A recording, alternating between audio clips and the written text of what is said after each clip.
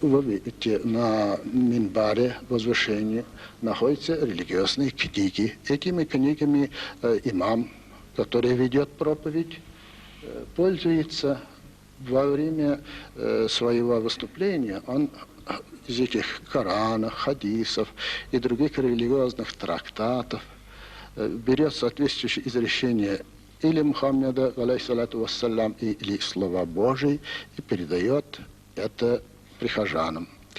Каждое слово имама Хатиба должно подтвержденным, не просто так. Имам Хатиб о себе говорить не может. Коран есть непосредственное слово Божие. В этом его сила. Одним из элементов храмового действия в мечети является напевное чтение Корана, когда музыкальность, красота исполнения производят неизгладимое впечатление на слушателей.